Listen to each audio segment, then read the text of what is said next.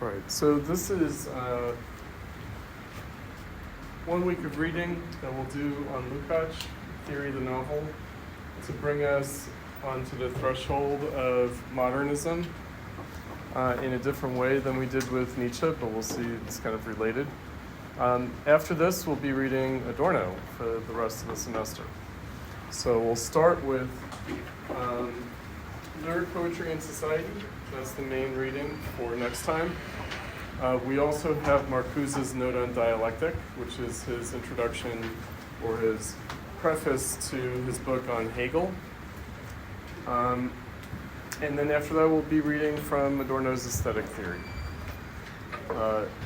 So we'll see also that Lyric Poetry and Society by Adorno picks up and takes off from a section of Lukacs' theory of the novel on lyric poetry and the relationship between lyric poetry and the novel form as kind of complementary phenomena. Any volunteers for Adorno on lyric poetry and society? Okay, that's one.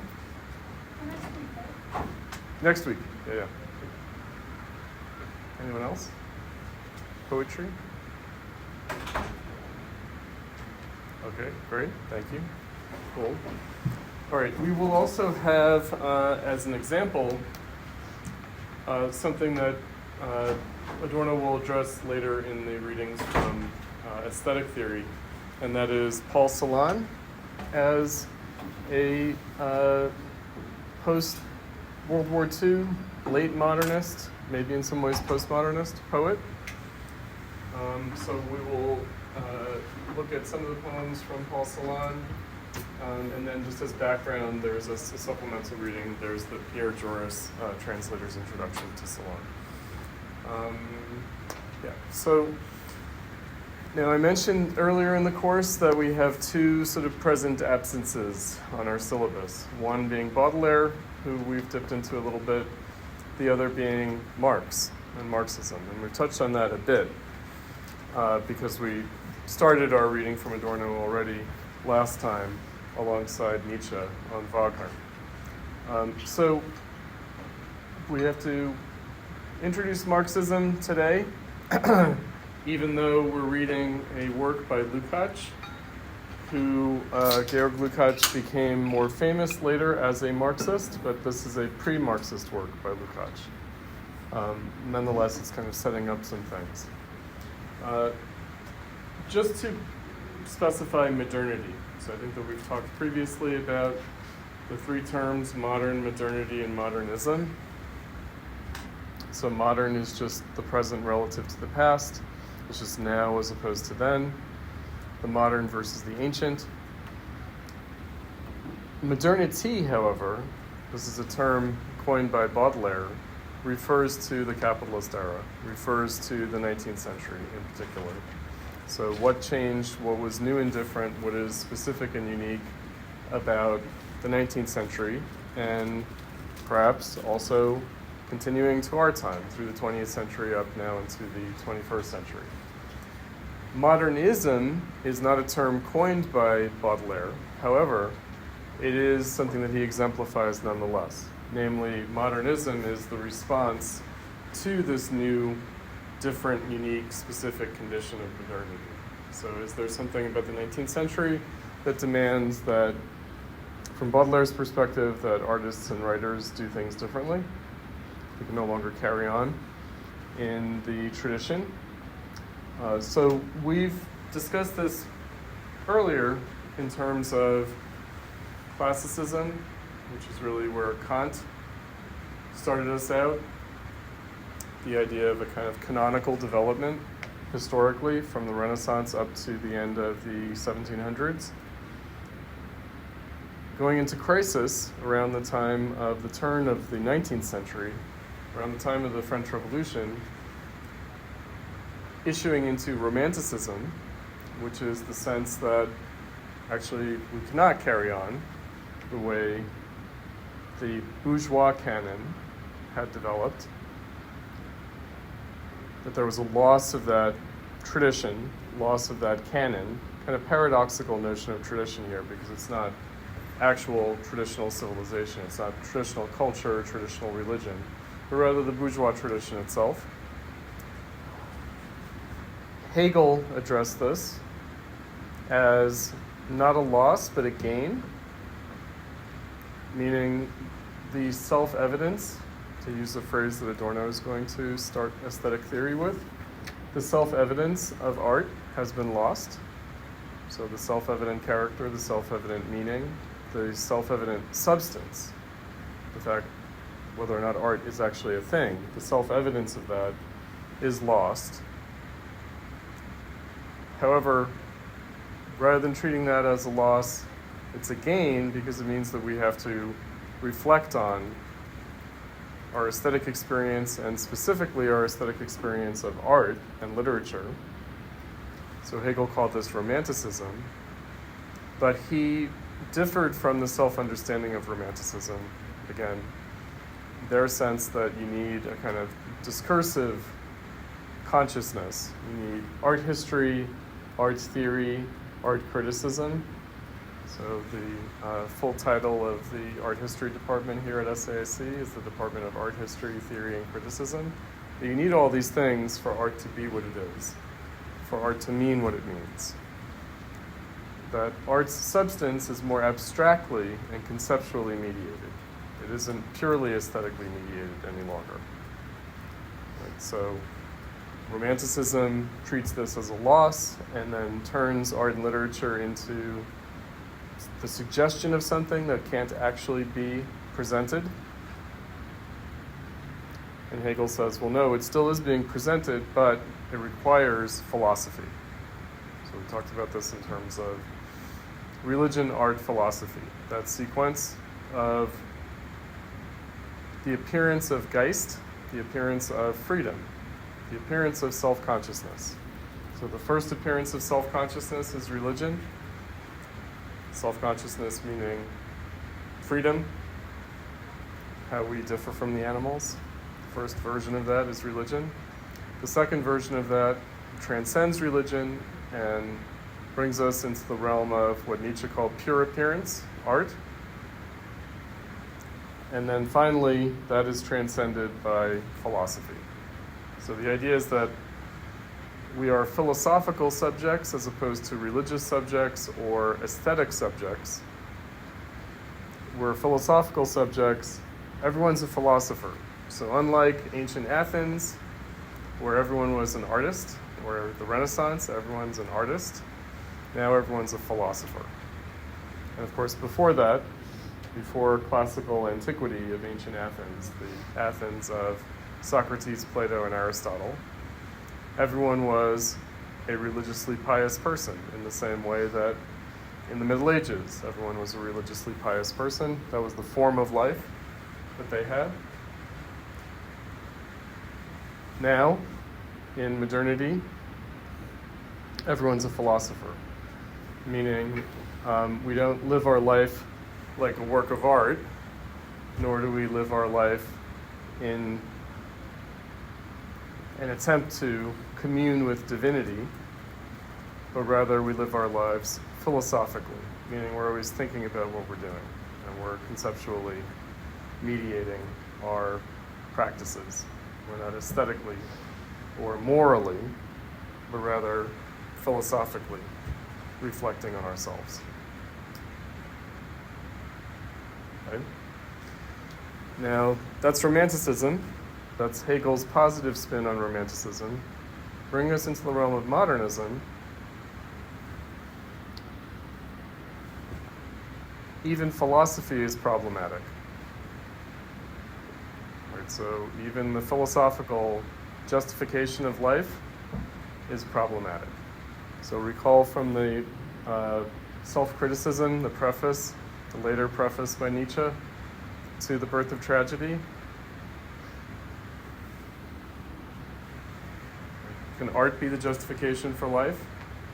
It's like, what was I even thinking? Art as the justification for life? What would that even be? He sort of snaps out of it. Again, a kind of romanticism, the attempt to repair that kind of self-evidence of art. Well, it's also not the case that philosophy can be the justification for life either. So we've lost a religious justification for life, an artistic justification for life, or an aesthetic justification for life. We've also lost a philosophical justification for life. Which leaves us where? Science? Is scientific justification for life? Can that quite do it? Yeah. No. Okay. So now we're going to track that development through narrative literature, through the narrative form. We're going to track that same historical development with Lukacs via the emergence of the novel.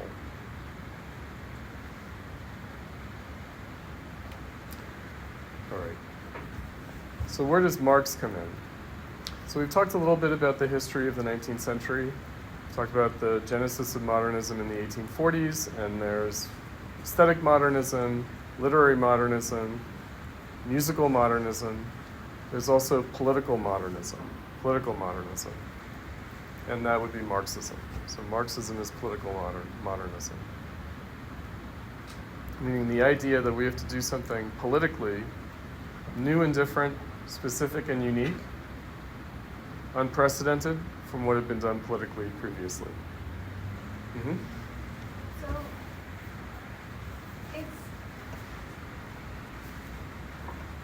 I understand that Marxism is like political modernism, but it still feels like capitalism really is, because that set the condition, the modern condition. Right. So we could say social modernity is capitalism.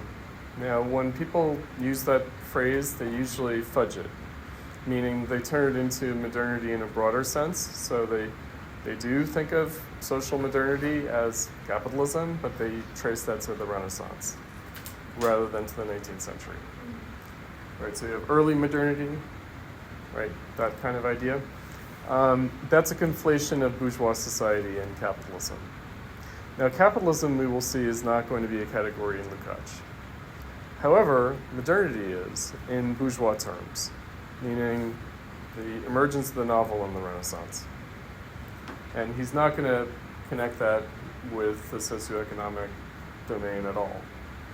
Nonetheless, he's still going to call it problematical. Right, it's a problematical form of life. Nonetheless, so capitalism would be the condition, modernity, and then the ism is what do we do with that? What do we do about that? How are we tasked by that condition? Now, I say this because we have hanging over us, we're in 2025, postmodernity, postmodernism, including the postmodernity of we were never modern. If you know that phrase from Bruno Latour, so he's an important postmodernist thinker. We were never modern, meaning we're still in medievalism, basically. So we were never modern, not in the sense of there's no 19th century capitalism, but rather in the sense of nothing fundamentally changed with the Renaissance. So because we're in post-modernity, postmodernism, and I think that I mentioned that my own pedagogical license, if you will, was that 20 years ago, 21 years ago, 22 years ago, when I started teaching at SAIC, I thought, oh, finally, we're no longer doing that postmodernist shit anymore. People can acknowledge that we're still in modernity, not post-modernity. Yeah. Anyway, for a little while it seemed like that was the case, but it seems like we're kind of back. Postmodernism has made a creeping comeback and now is roaring again in the last several years. And I have a theory of why that's the case, but we'll leave that aside for one moment. But, meaning, can we still acknowledge that we're in capitalism? Right? Because postmodernism was about, oh, yeah, that capitalism stuff, Marxism, nah, we don't want to do that. That's the grand narrative. That's totalitarian. That's horrible. right? There is a special task that we're facing. Because there's nothing to be done about capitalism anyway. There's nothing to be done about capitalism anyway, and so it kind of doesn't matter.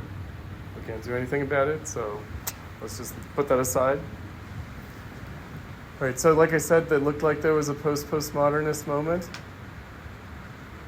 when, for a little while, people thought we might do something about capitalism. But the last several years, it's like, nah, kind of not, no. Right. Like Elizabeth Warren, I think she said to a DSA member at a town hall meeting, he was like, I'm a socialist. And she's like, okay, let's be honest, we're capitalists. At this point, can we even function without capitalism? Well, right, we definitely cannot function without capitalism. Capitalism is our form of life. I don't think anyone considers Warren like a spokesperson for the postmodern political philosophy. Who knows? Pocahontas? I'm not sure. Scratch that surface, have a beer with her? I'm not sure. I'm just saying, like, it seems like a bit of a straw man to say, like, just like A progressive. Like She's a progressive. She's a progressive, right? she's like a regular liberal. Sure. But more on the progressive side of things, right? She's definitely an anti-Wall Street person, right?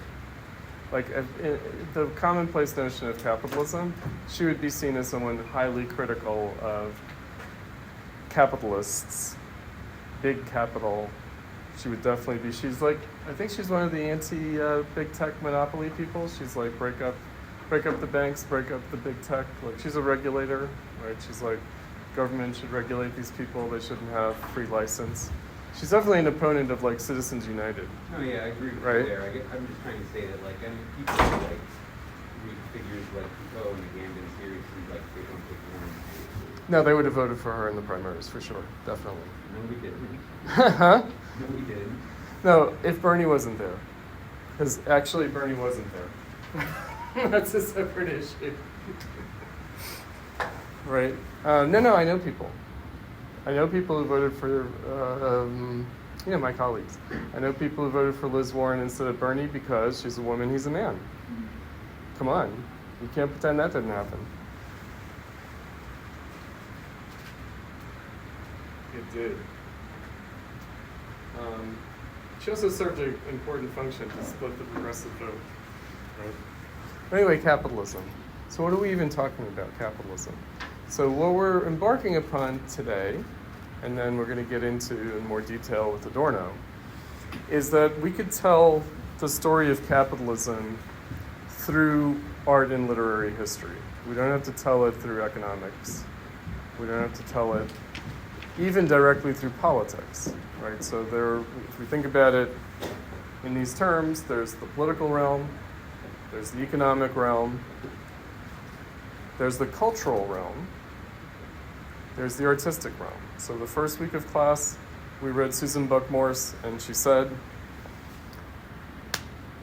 let's not liquidate art into culture. Let's preserve art as a special category, even though it's difficult. Because art, unlike culture, is a critical category. Culture is not a critical category, it's an affirmative category. And we do not need a theory that legitimates culture. We need theory and criticism that grasps the critical moment of aesthetic experience provided by art and literature. So we have all these different realms. We have politics, economics, culture. What unites them all is society. In other words, what is society? Society is the full complex of the economic, political, and cultural realms.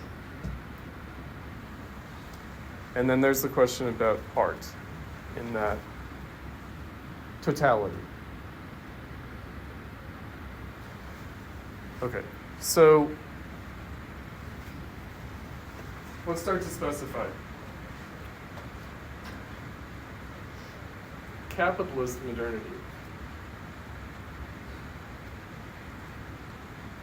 So when I started teaching, so I mentioned I started teaching here a while ago, And it just so happened. So we dealt with a couple of things the first week of class that were published around the time I started teaching here. Hamza Walker's alumni magazine profile in the University of Chicago alumni magazine.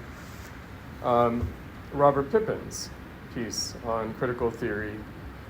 And then we harked back to the 90s, to the time that I was here as an MFA student at SAIC, to Susan Buck-Morse's response to the October Journal Visual Culture Questionnaire, 1996. Here's another little bit that just so happened to be published right before I started teaching here at SAIC. It was by an intellectual historian. It's Louis Menand, or Louis Menand. He teaches at Columbia University. He writes for the New Yorker magazine. He writes for the New York Times. You know, he's an intellectual historian. He's a commentator on culture and politics. He's a progressive liberal for sure. Not a Marxist. He wrote an introduction to the republication of a book written by a fellow traveler of the communist movement in the 1930s, Edmund Wilson. A book he wrote, published in 1940, called To the Finland Station, an essay in the writing and acting of history. It's a 500-page book, that's some essay. Anyway, they republished it in 2003. The New York Review of Books, book publisher, published it. And Louis Menand wrote this introduction. So let's see what he has to say. So non-Marxist summary of Marxism. Sometimes better than hearing from a Marxist. In pre-modern societies, again, this is going to resonate with the Lukacs that we read for today. In pre-modern societies, the ends of life are given at the beginning of life. People do things in their generation so that the same things will continue to be done in the next generation. Meaning is immanent, it's within all the ordinary customs and practices of existence. Since these are inherited from the past and are therefore worth reproducing. So this is traditional civilization. The idea is to make the world go not forward, only around. In modern societies, by contrast, the ends of life are not given at the beginning of life. They are thought to be created or discovered. The reproduction of the customs and practices of the group is no longer the chief purpose of existence. The idea is not to repeat, but to change, to move the world forward. Meaning is no longer immanent in the practices of ordinary life, since those practices are understood by everyone to be contingent and time-bound. This is why death in modern societies is the great taboo and absurdity, the worst thing one can imagine. For at the close of life, people cannot look back and know that they have accomplished the task set for them at birth. This knowledge always lies up ahead, somewhere over history's horizon. Modern societies don't know what will count as valuable in the conduct of life in the long run, because they have no way of knowing what conduct the long run will find itself in a position to respect. The only certain knowledge death comes with is the knowledge that the values of one's own time, the values one has tried to live by, are expungible.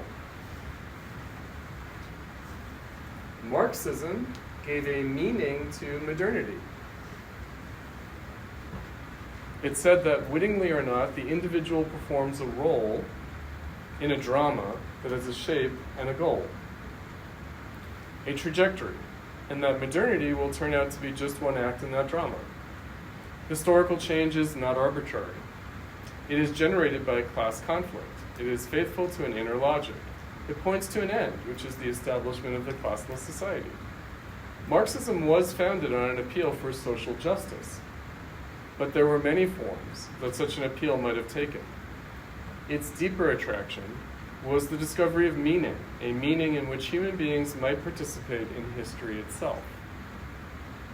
When Edmund Wilson explained in his introduction to the 1972 edition of To the Finland Station that his book had been written under the assumption that an important step in progress has been made, that a fundamental breakthrough had occurred. This is the faith he was referring to. Marx and Engels were the philosophers of a second enlightenment. So why a second enlightenment? Capitalism.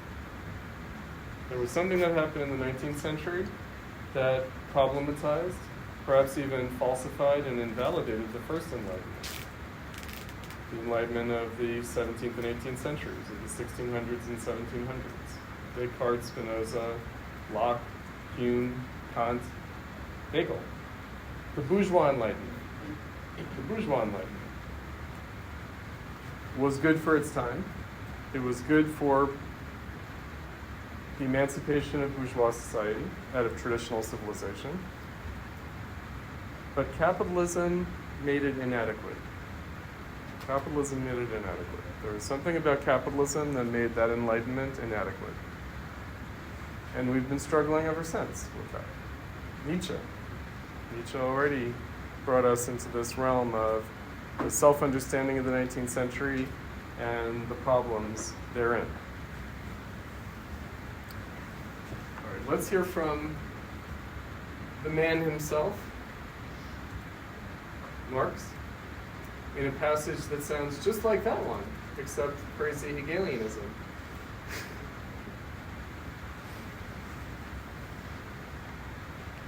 The ancient conception, in which man always appears in however narrowly national, religious, or political a definition, as the aim of production, seems very much more exalted than the modern world, in which production is the aim of man and wealth the aim of production. What's going on there? There's a means-ends reversal. The means-ends reversal, meaning in the ancient world, all the practices of life are geared towards a given end. So the aristocracy reproduces itself. It knows exactly what values it needs to sustain. So it's to sustain the warrior honor code. The peasantry knows what they have to pass on to the next generation, what practices have to continue. The church knows what tradition it's keeping alive. So all the practices of life are geared towards a given end, a particular aim, and that is reproducing man in whatever definition. That's the aim. It's the aim of all the activity in society. That's the aim of production. Whereas in modern society, it's flipped around. And production becomes an end in itself.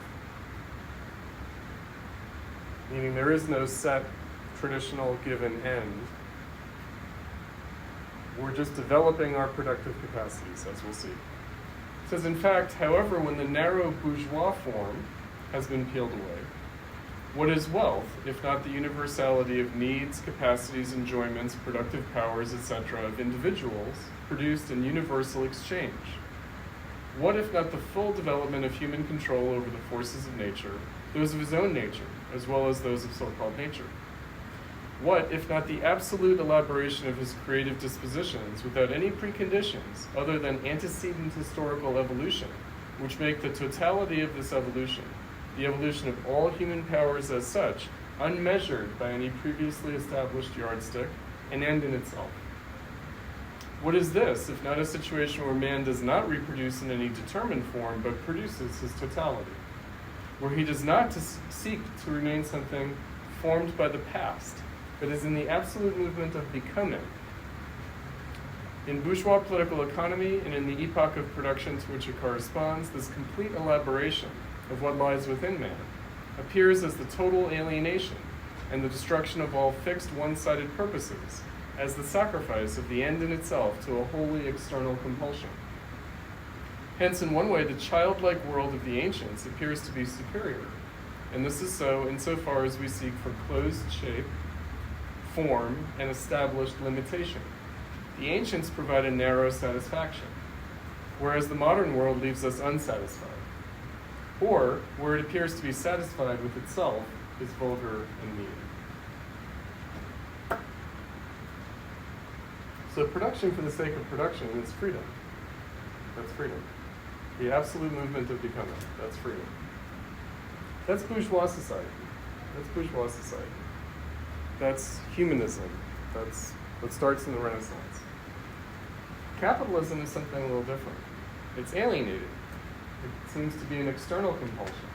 It doesn't appear to be the elaboration of all human powers as such, but rather the external compulsion of capital is driving it. So it's not production for the sake of production, it's production for the sake of capital, which is the alienated form of production for the sake of production.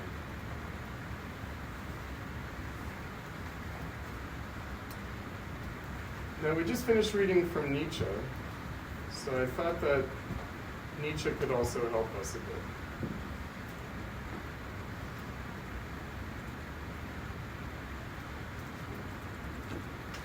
So this is a text that we did not read. It's also not in the the basic Nietzsche that we have, the modern library Nietzsche that we have. It's one of his 4 early essays, the untimely observations or unfashionable observations or untimely meditations. This could be translated in various different ways. This is the use and abuse of history for life, or the advantage or disadvantage of history for life. So this is written by, this opening bit is written by translator, editor, philosophy scholar Peter Proust, who summarizes Nietzsche in the context of this modern philosophical tradition, so to speak. Kant, Hegel, Kierkegaard, Marx, Nietzsche, Heidegger. He summarizes this Nietzsche essay as follows. Man, unlike animal, is self-conscious. He is aware that he is alive and that he is going to die. And because he is self-conscious, he is not only aware of living, but of living well or badly. Life is not wholly something that happens to man. It is also something he engages in according to values he follows. Human existence is a task. Whatever a person does finally receives its meaning only so far as it is integrated into the total task of existing. If it fails to further this task, it is valueless. If it hinders this task, it is to be rejected. The quest for knowledge and truth is also a part of the task of existing, and like every human enterprise, receives its value from being integrated into the task of which it is a part. The 19th century had discovered history, and all subsequent inquiry and education bore the stamp of this discovery. This was not simply the discovery of a set of facts about the past, but the discovery of the historicity of man. Man, unlike animal, is a historical being. Man is not wholly the product of an alien act, either natural or divine, but, at least in part, produces his own being.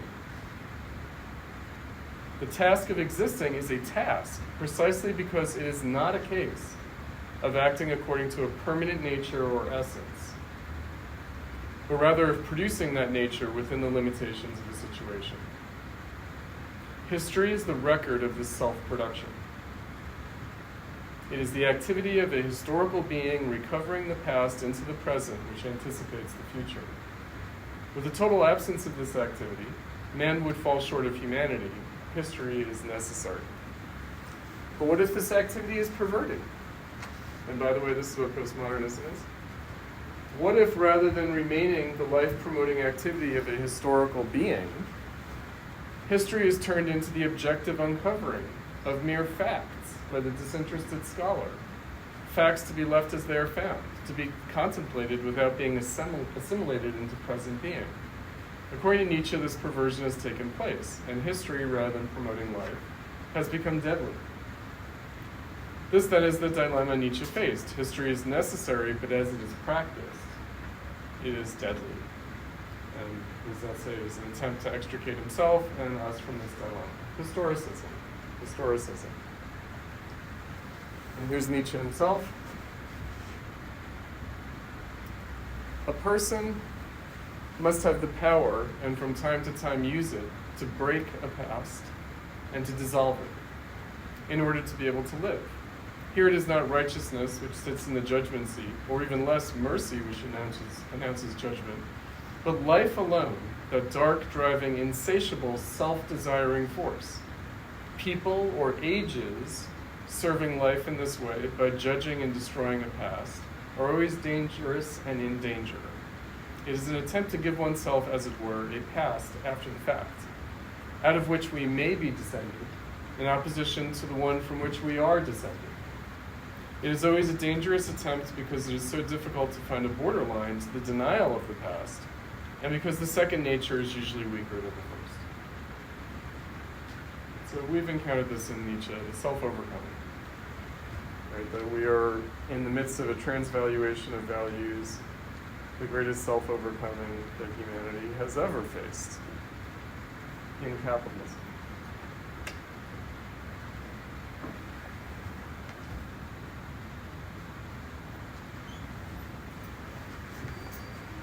Things are different now than they were in the past.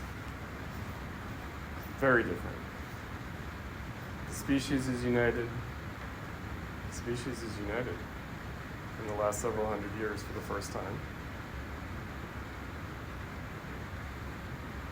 For better or for worse, the planet, its fate is in our hands.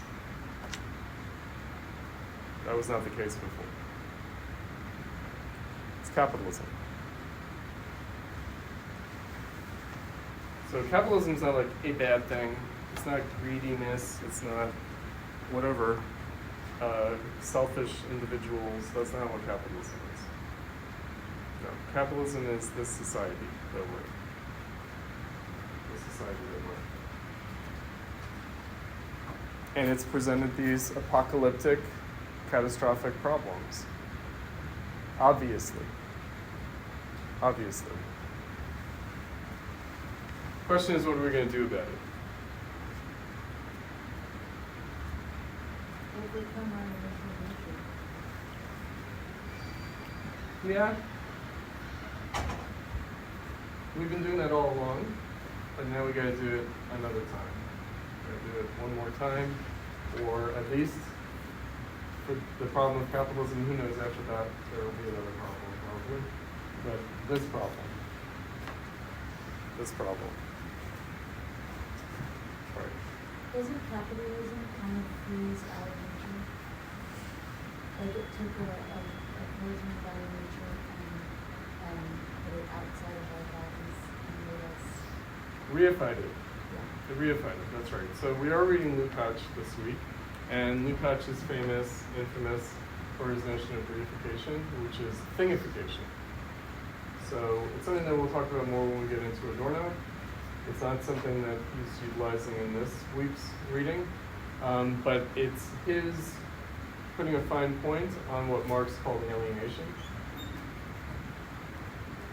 And again, we have from Hegel the idea that alienation is in some crucial respect necessary, meaning we have to externalize ourselves, we have to objectify ourselves, we have to alienate ourselves in order to recognize ourselves, in order to have self-consciousness. We need these forms. So art is necessary because it's not enough for us to experience the world aesthetically, but we have to objectify that experience and indeed alienate that experience in a form, and to give form to it.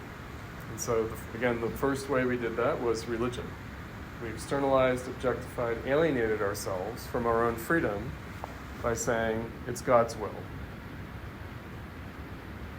It's God's will that we are free. Yes, but no, that's us. Right? So what we attributed to the gods, God, the divine forces, was really our freedom. At least that's the idea. And we've continued to objectify ourselves in these forms, including political forms, by the way, So cultural forms, economic forms, political forms, social forms.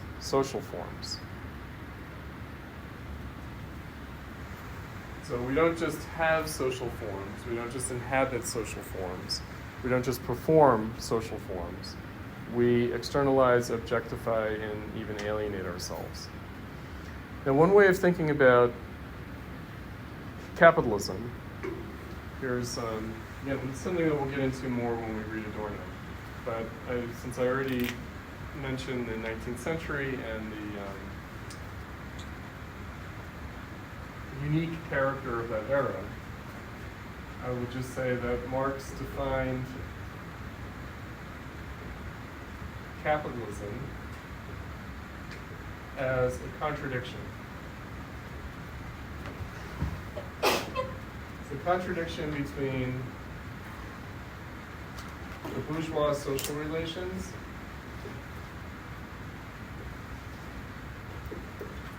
and the industrial forces of production.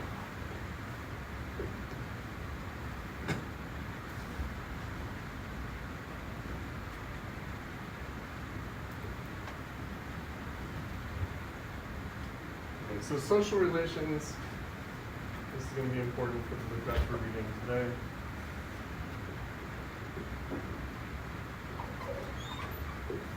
So social relations is a term from sociology.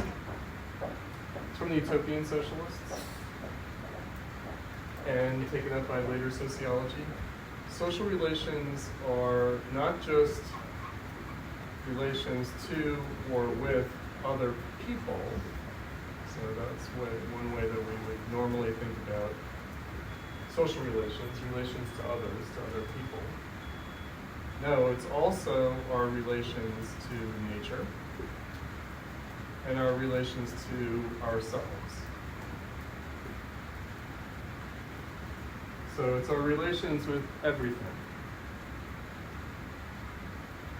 So members of society, how they relate to others, members of society, how they relate to nature, and how they relate to themselves. So Marx called it a cosmos, bourgeois cosmos. So social relations before bourgeois society were the social relations of religion. We related to others, to nature, and to ourselves through religious morality, through observation, respect, veneration for the sacred. And so others we related to in their sacrality. We related to nature in its sacrality. We related to ourselves in our sacrality. Religion was the social relation. It was the first social relation. So when humans were no longer just animals, but became cultural, they invented religion, language, art. Why did they do that? In order to establish what was sacred. In order to establish the essence of their relation to everything else. To others, to nature, and to themselves. There's a religious cosmology. Bourgeois society is a cosmology not of religion, social relations, not of religion, but of labor or production. Meaning, what are others? Collaborators. Individuals producing in universal exchange. Marx. Others are collaborators in social production and cooperation. What is nature? Nature is what we work on. It's what we transform through our labor. It provides the raw material for our production. And what are we to ourselves? Workers. Be a productive member of society. What are you doing with your life? Make yourself useful. That's so depressing. Huh? That's so depressing. Oh, but it's real. That's what makes it Yeah, depressing. that's what makes it depressing. So the way I like to point it out is, so if you drop out of the workforce, either because of unemployment or because of winning the lottery, your fate is the same. You become a drug addict and you die. And that's supposed to... That's our form of life. We read Nietzsche, Form of Life, and he said, it seems that repetitive activity is appropriate to the modern form of life. Yes, it is. Labor. Labor is our form of life. The Protestant work ethic, that's the great heresy in Christianity. It's the great heresy. Protestant work ethic, Catholicism doesn't have a work ethic. No. Protestant work ethic, the great heresy. Why did it catch on, unlike the other heresies that were stamped out?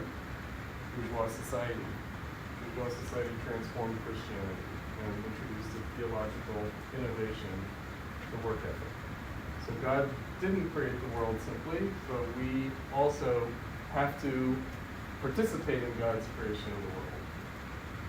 We have to do our part. We have to contribute to God's work. We have to improve God's work. We have to give glory to God's creation by adding to it through our own. This is who we are. This is the form of life. So what does bourgeois mean? Bourgeois doesn't mean bougie, it doesn't mean rich people. It means urban. It refers to the three city-states of the Renaissance. The emergence of the new cities in the late medieval era, sites of trade, and then sites of production that merged and eclipsed the preceding production, which was the rural life, the country folk. The country folk versus the city folk. Bourgeois means city folk. That's what it means. Still presented a class. Still presented a class. It actually was the first classless society. Yes, because it's the serfs running away from the land. They weren't allowed to, but they did. It was the merchants who were outside the caste system participating as equal numbers in society. It was artisans breaking out of the guild system. And it was outside the political order of both the church and the aristocracy. And so because it escapes those other systems, it allows for capital to take place as the dominant driver. First, it allows labor and production. And then, at least the idea is that the Industrial Revolution is a specific kind of alienation of social production. And that's the birth of capital, which has a history. It has a prehistory. In the same way that actually bourgeois social relations have a history, going back to classical antiquity, meaning Marx does think of, like Nietzsche, he does think of Socrates, Plato, Aristotle as forerunners of the bourgeois world, meaning of all the ancient philosophers. Why do we pick these as the major ones? What is their influence about? And how are they lifted out of a certain kind of obscurity in the Middle Ages and then given a certain canonization in the Renaissance? And why? Similarly, the industrial forces of production have an ancient history. They go all the way back. It's the contradiction that's new. It's the contradiction that's new. So the Industrial Revolution presents a contradiction to the social relations of labor because social production now destroys the social relations of labor rather than developing the social relations of labor. Machines replace human beings in production. And yet we still try to appropriate the value of production according to the value of human labor. Human labor time is still the arbiter of social production, even though technological production is outstripped. Okay, so all of this lies a little bit outside of the reading that we did for today, because this is where we're going to be going. Tolstoy, Dostoevsky, definitely. The end of Lukacs brings us into that world, into the post-1848 world. Prior to that, the Industrial Revolution, conventionally dated 1750 to 1850.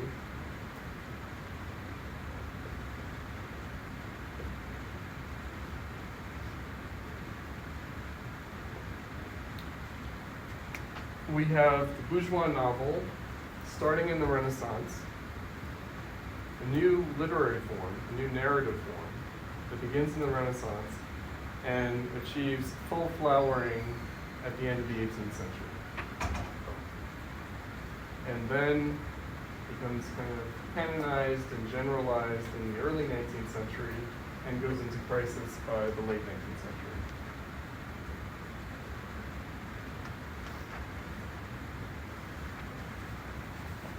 So the idea is, again, something new and different was emerging that changed the literary form of narrative. So epic was replaced by the novel. So here's a catchphrase. A historico-philosophical essay on the forms of great epic literature. So what does that mean? It means a philosophy of history. A philosophy of history of the great epic forms of literature. So the narrative forms. So the emergence of the novel from the epic. I want to make mention of something in the visual art domain that's a parallel development. History painting and easel painting. So history painting was the dominant form of painting for a very long time. So it was painting in public spaces. It was epic painting. It was about a collective viewership. It was, again, the story of the tribe. It was the story of the community, the history of the community, whether through religious or political events. There's the great figures and events of history, whether understood nationally or politically or religiously, to use Marx's language. Easel painting starts to emerge as its own thing in the Renaissance. So what are the genres of easel painting? Portraits, landscapes, still life. By the early 19th century, when the novel is at its height, all painting becomes easel painting. Even history painting becomes easel painting, because it becomes composed according to the subjectivity, the visual experience, the viewing experience of easel painting.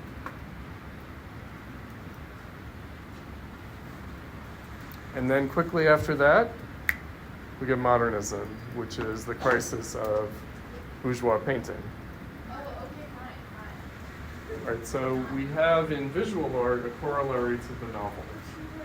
More. Also, we're going to talk about this next week, lyric poetry. Similar phenomenon. So poetry, there was epic poetry.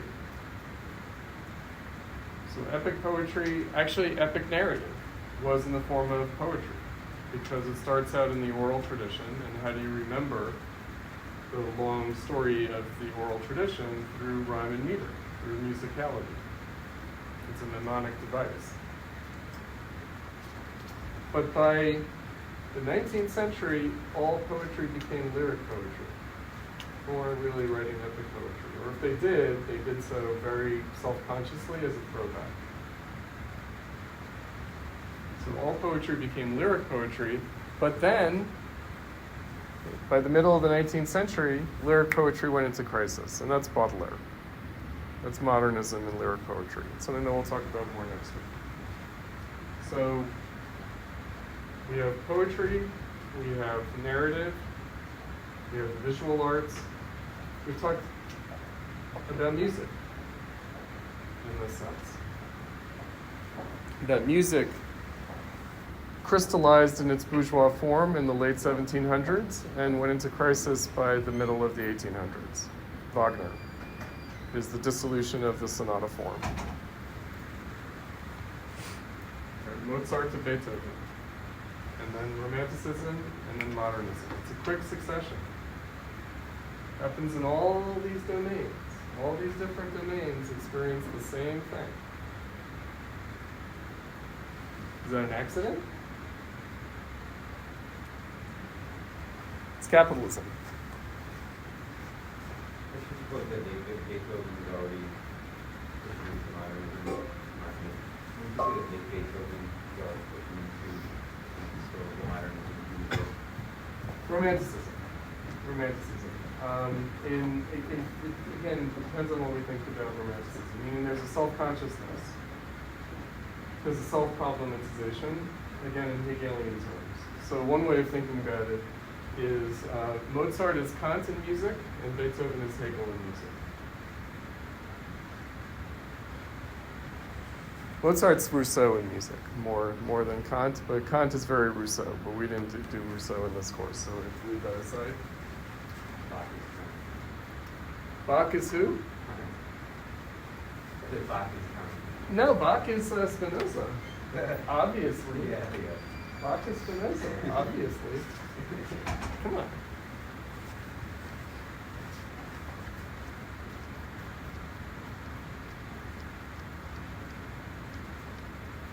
Now, Bach is great, but he's Spinoza. So Spinoza is not good? Spinoza is great, but Kant supersedes. I know. Postmodernism. It hangs on for dear life. I mean, just for its monism, I mean, Oh, no, Spinoza's great. Spinoza, first of all, is a bourgeois revolutionary. Big time. He's a bourgeois revolutionary.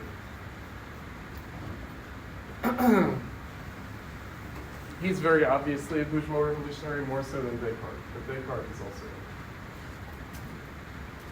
But Spinoza is like more political. And he is like a bourgeois radical. And it's not accidental that Spinoza is in the Netherlands, which is one of the forerunners of bourgeois political emancipation, the Dutch Republic, the Dutch Revolt. Okay, the forms of great epic literature examined in relation to whether the general civilization of the time is an integrated or a problematical one.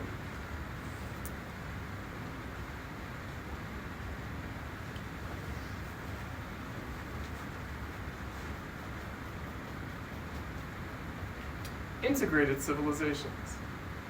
Happy are those ages when the starry sky is the map of all possible paths. Ages whose paths are illuminated by the light of the stars. Everything in such ages is new and yet familiar, full of adventure and yet their own. The world is wide and yet it is like a home, for the fire that burns in the soul is of the same essential nature as the stars, the world, and the self. The light and the fire are sharply distinct, yet they never become permanent strangers to one another. For fire is the soul of all light, and all fire clothes itself in light. Thus each action of the soul becomes meaningful and rounded in this duality, complete in meaning, in sense, and complete for the senses. Rounded because the soul rests within itself even while it acts, rounded because its action separates itself from it, and having become itself, finds a center of its own and draws a closed circumference round itself. Philosophy is really homesickness, says Novalis. It is the urge to be at home everywhere.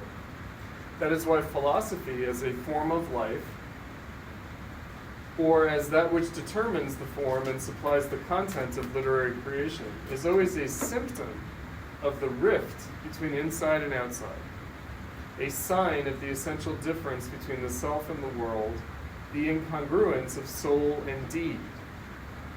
You remember Nietzsche. You're going to find a lot of thought figures from Nietzsche paralleled here. So the doer and the deed, the concept of soul bound up with the distinction between the doer and the deed, meaning there is a difference between the action and the actor.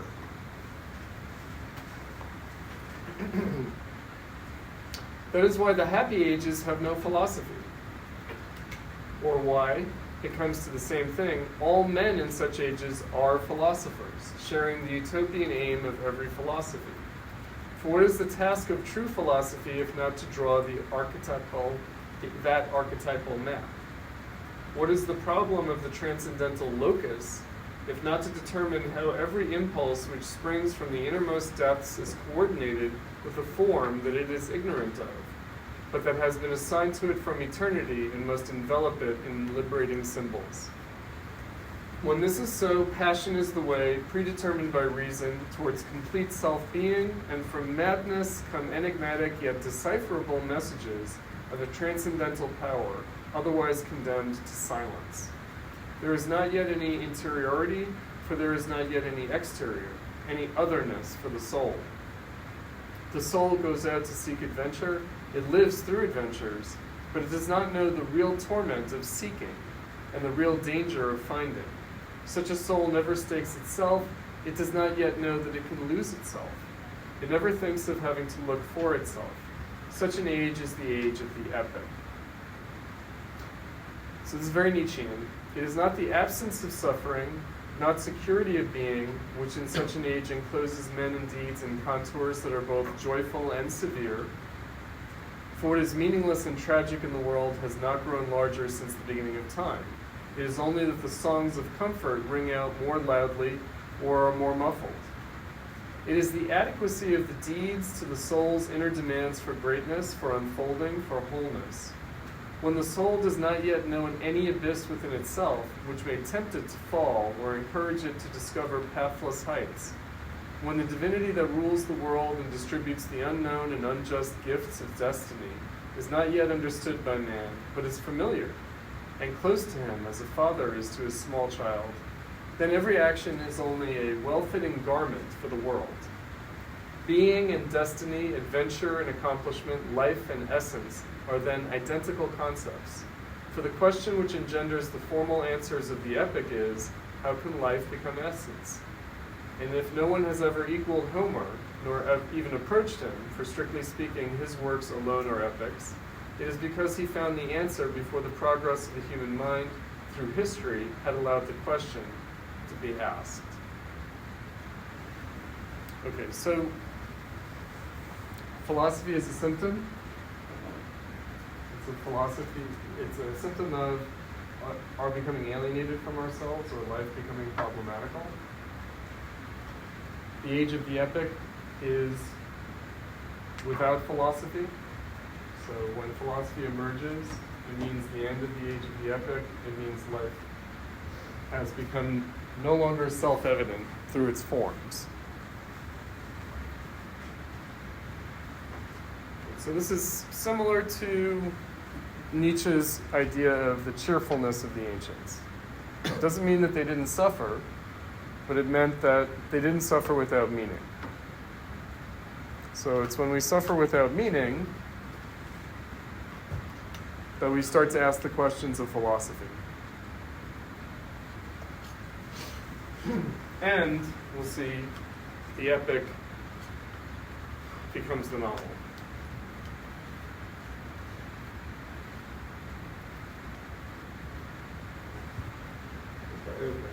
Go ahead. It seems kind of like zeroing on Homer, you continue to zero in on Homer. Like, what? I mean, I guess I'm not saying this is a question of taste or whatever. Like, why is, like, say, like, why are other epics, like you mentioned, there like, why is that like a lesser epic? Why is Homer like the best ever? He doesn't really go into the countries. Your thoughts on that?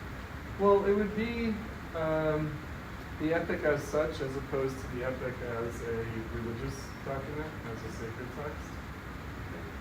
Right. So when we think of the epics of other civilizations, they're hard to separate out from the religious texts. We already encountered this a bit with Nietzsche, which is the Old Testament and the New Testament. Right, the Old Testament is a great epic, and the New Testament is a bad novel. So, I guess I'm just a little confused with like the whole idea of the being integrated, like when that there's like sort of not a self-consciousness about its epic nature, like it's sort of a naive epicality, that allows it to be integrated and not problematic. So like in what sense is like how could Homer have a like additional layer of sort of self-consciousness about epicality without going over into authenticity?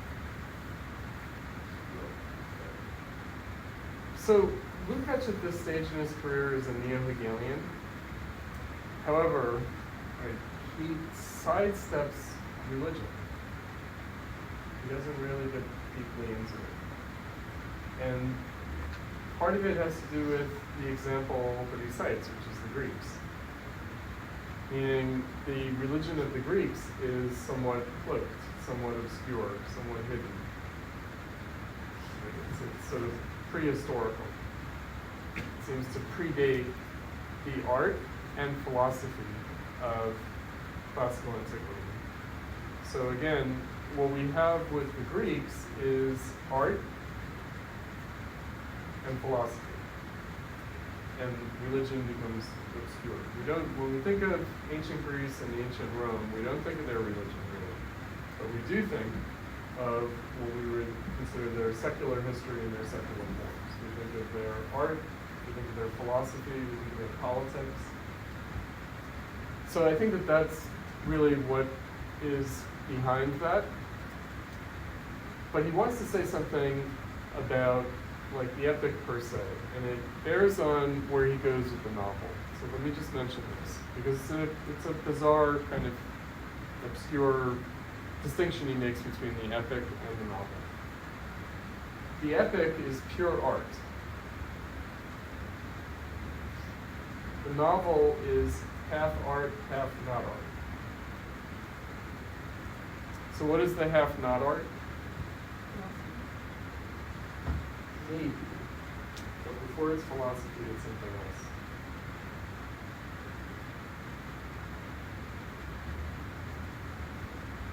Journalism. It's history in the journalistic sense. It's a kind of, he defines the novel as a kind of social realism, a kind of societal realism, a kind of reportage. So the epic and the novel are distinct as regards to how history appears in them. So epic can give you history, but it gives you history in the form of a kind of timeless story, in a kind of eternal sense. And the enacting of it as opposed to Right. Whereas there's a self-consciousness about time and about history in the novel that gives it a kind of, when we read the novel, we're reading a work of literature, an art form, but we're also reading a kind of chronicle or reportage of its time. Yeah, biography. Exactly. With painting, would the history painting also then be sort of partially journalistic, or would that maybe not come into? No, it's similar to the epic. So history painting is like history that is timeless history. It's actually, you know, we looked at the introduction to the use and abuse of history for life by Nietzsche. So Nietzsche called this monumental history, meaning monumental history is the great figures and great events of the past that have a timeless importance. It doesn't matter whether it's thousands of years ago or decades ago, it's all equally important. Right? So monumental history. Right? So time itself doesn't have any particular significance. But then when you get into like the Dutch realists, then maybe would you consider that then journalistic in Yeah. half an hour? It becomes, well, because it becomes about secular time. It becomes about historical time in the way that we think of historical time, as opposed to epic. Right? So the phrase that he has is time becomes a character in the novel, where time is not a character in the epic. So time itself becomes a character. Now, part of what he's doing here by saying half art, half not art, is to say this is how the novel expresses a problematic civilization. So an integrated civilization can present itself through art. Right? It can have a pure art form that is sort of already the totality of the form of life. Whereas the novel form is about figuring out the form of life. Therefore, it has to come into contact with social and historical and temporal reality in a way that the epic does not. All right, so it has to do with time itself. I mean, it's a weird way of putting it. So why Homer stands out is that, again, it's not scripture. So it's the pure art of the epic as opposed to the art of the epic inseparable from religious scripture. Because otherwise, of course, you have epics. Of course, like all civilizations, all cultures have epics. They do. But when it emerges as an art form separate from religion, again, that's in ancient Greece. In the same way that philosophy seems to emerge from theology, seems to have a different kind of purview. It's no longer contemplating things from a theological perspective, but philosophy per se. So, again, it's his way of describing how the novel expresses the problematic nature of life. Here's another way of thinking about it that we've encountered and that he certainly utilizes. So the distinction between art and life. Right, so an integrated civilization has no distinction between art and life. It's a problematic form of life that distinguishes between art and life. Meaning the distinction between art and life shows that both life and art have become problematical. What he means by problematical, it's not like, well, that's problematic. Problematical means that it's defined by trying to figure it out. Right, so art becomes about figuring out what art is, also figuring out what life is, and figuring out what the relation between art and life is.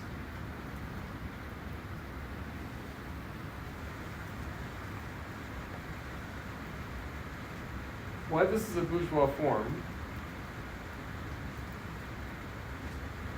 if we recall Nietzsche, why he liked Bizet and not Wagner. Because Bizet educated him about music, made him a better listener, and made him a better musician. The novel is supposed to teach the reader about the narrative form itself. In a way, the epic can just assume that form, in which case there is no need to educate the reader about the form. Right, it just is the form. In the way that life is what it is. Whereas in a problematical civilization, we don't know the meaning of life, we're figuring it out, and art is about that. And that it also includes what the relationship between art and life is. That every work of art is about exploring that problem.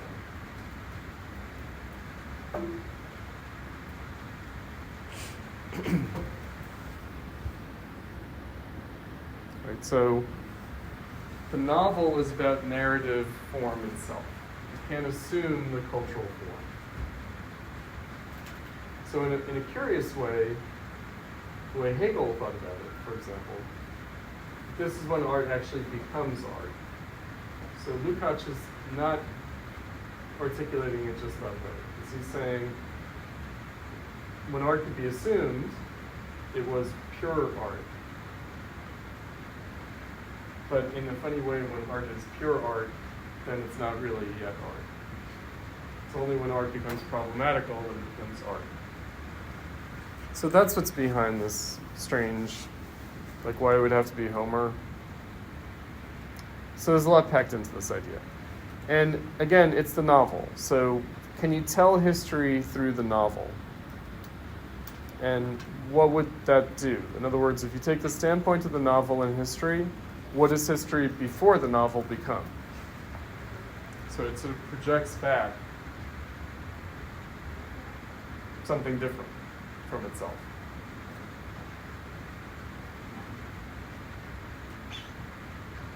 So, again, we're thinking of the narrative form, how it becomes an art form, how it becomes a literary form, and how we notice that it is a form at all.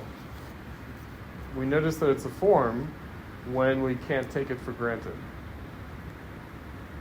Right? We notice the form when we can no longer take that form for granted. Right, so we've talked about art should not just be propaganda, should not just be entertainment. Storytelling is propaganda. Storytelling is entertainment. It should be more than that. So what should it be beyond that? It should be an art form. It should be enlightening. Enlightening about itself. And in being enlightening about itself, it becomes enlightening about the world. In becoming enlightening about art, it becomes enlightening about life. It's through the self-consciousness of the form that a broader self-consciousness can be achieved. And so it really is like trying to describe a substantial transformation through a particular form. How does the novel open up onto the totality? And you could do that through any phenomenon. He's chosen the novel as his phenomenon.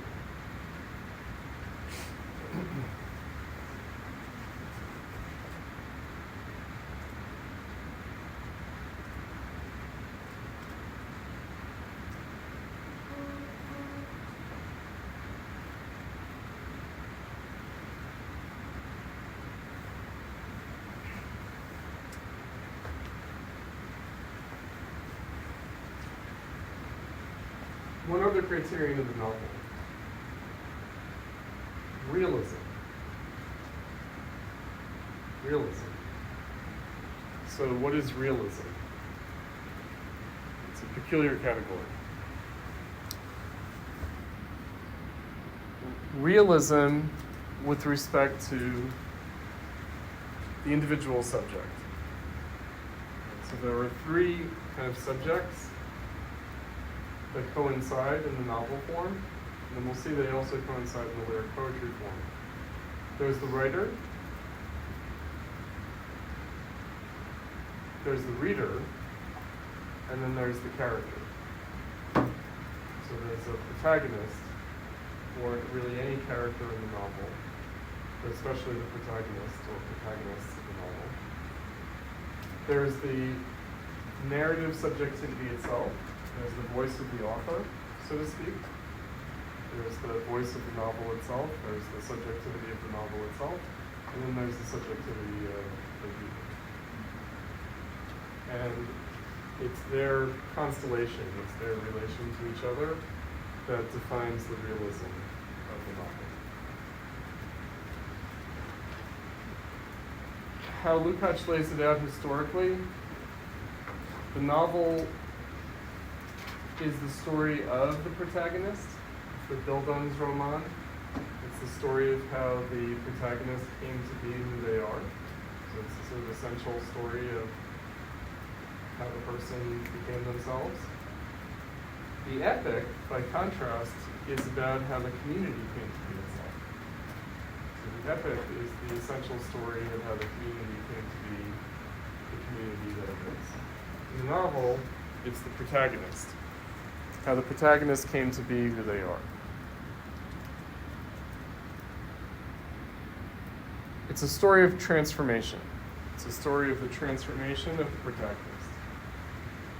So the arc of the story is the arc of the self-transformation of the protagonist. How they became who they are. The reading experience is also supposed to be transformative.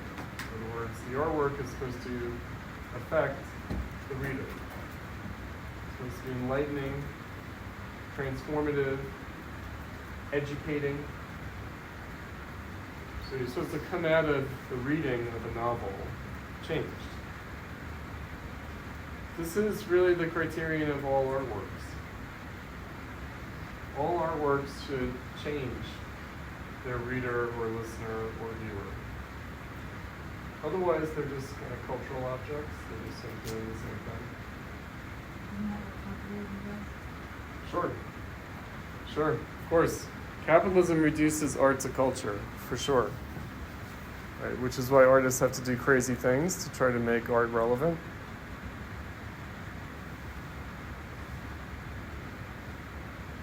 Like very crazy things. Absurd things.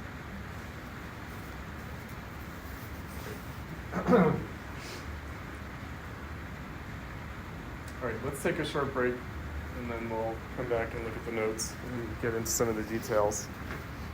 Seems like we're kind of back. All right, so Eunice and Kaiwan, let's talk about the questions you want to raise. Should I just read this or Sure. the If you whole want. thing? Or focus or elaborate how you'd like.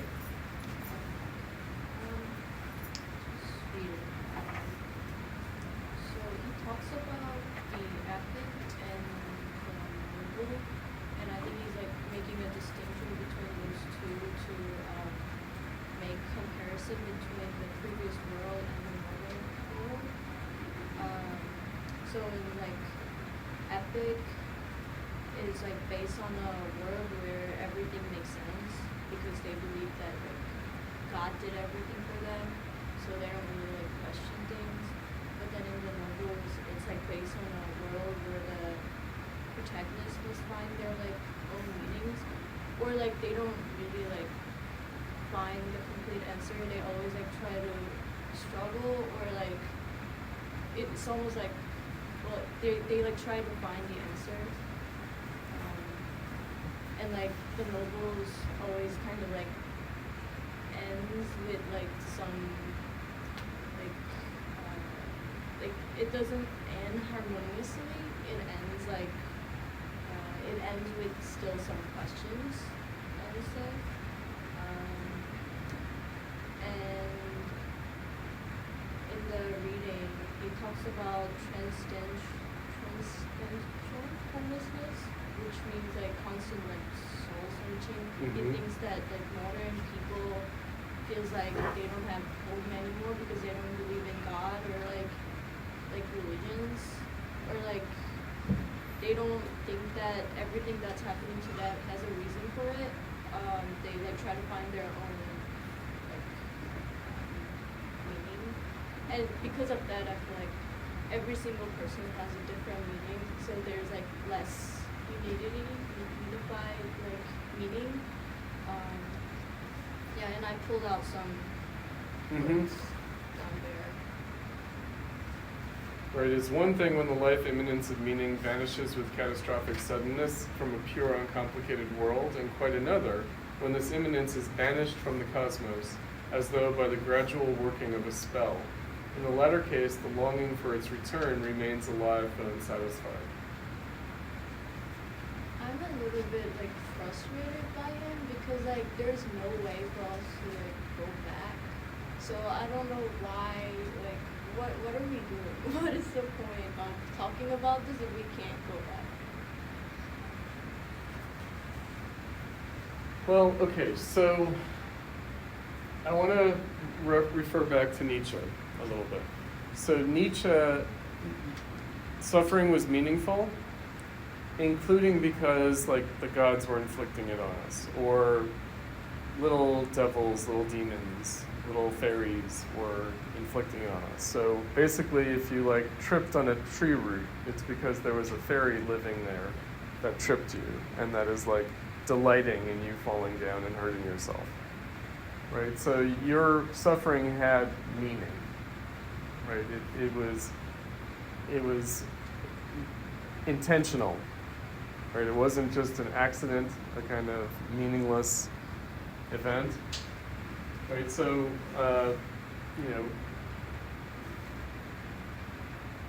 now we have to make our own meaning of things, which means courting the nihilism that Nietzsche was talking about.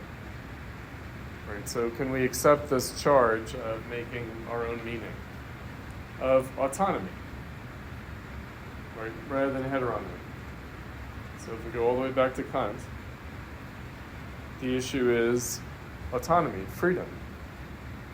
Right? So if we're not simply subject to the divine forces of nature or of the gods or of the spirits, whether benevolent or evil, then we are the authors of our own destiny, which doesn't mean that everything's going to work out well. It doesn't. But if it's our tendency, if it was our tendency to believe in, like it wasn't socially prescribed No. It was our tendency to believe that. So what changed in our brains that, like, if you had access to that before, but we still have access to that now, isn't it like a social repression that we still And we still do. theoretically have access to? It's like it's our own consciousness. Right. So, I mean, let's approach it a different way. So, of course, people still say everything happens for a reason. And people are still religious. They are, right? So the question is, though, the novel. Meaning, what is the novel doing that's different from everything happens for a reason, karma, God's will, God works in mysterious ways, right? But we still do read the novel. Like, the novel is still there as a form. And its difference from the epic is still problematical. So the novel remains an epic, but it's a problematical epic. Right? So again, it's not like we have two entirely different things. We have the transformation of the epic into the novel. Or we could say the problematization of the epic. So that's why the subtitle of the book is a historical, philosophical exploration of the forms of epic literature. So it still is an epic, but in a changed way. Right, so I think that what's frustrating is that we're still faced with this task or problem. Meaning, the question is, why didn't we just stay with epics forever? Philosophy. Well, As but we're then... philosophizing the epic, it gets further and further away from. But what then is why actually philosophy? the context. That's why philosophy. That's the question of why philosophy. Meaning, like, why do we need philosophy, right, at all? And again, if it's a symptom, philosophy is a symptom. In other words, it's not causing it. So notice Nietzsche in the Birth of Tragedy. He might blame Socrates. He doesn't blame Socrates, not really, right? Socrates happened. And then he wants Socrates who can play music, right? As opposed to the unmusical Socrates, which is the real Socrates. I don't know if we talked about this. Did we talk about Socrates? He's ugly. And it's like, how can you be a good philosopher if you're not handsome and buff and athletic, right? So, it's a thing, right? Actually, it's a thing. The fact that Socrates is ugly is crucial to his philosophical truth. Why? Why? Because if he was beautiful, he wouldn't need to be a philosopher. How could that be true? You tell me. He's not beautiful, so how can you know? How can we know? Well, we just know that Socrates is a revolution in philosophy, that he is No, but how can you say that if he was beautiful, he wouldn't need to be a philosopher? We don't know that. Well, there were philosophers before Socrates, of course, but their philosophy is different. In other words, their philosophy was about what they know, right? And it's I'm strong, I'm beautiful, I'm awesome, I'm intelligent, I know things, right? And Socrates is fuck if I know.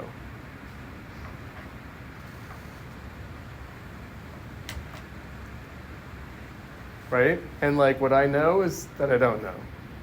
And it's wait, There's so many that's not philosophy. circumstances- There's so many circumstances that define the way that you value yourself. How could you just be a strong circumstance? It's not circumstantial, though. It's more inherent. You were going to say?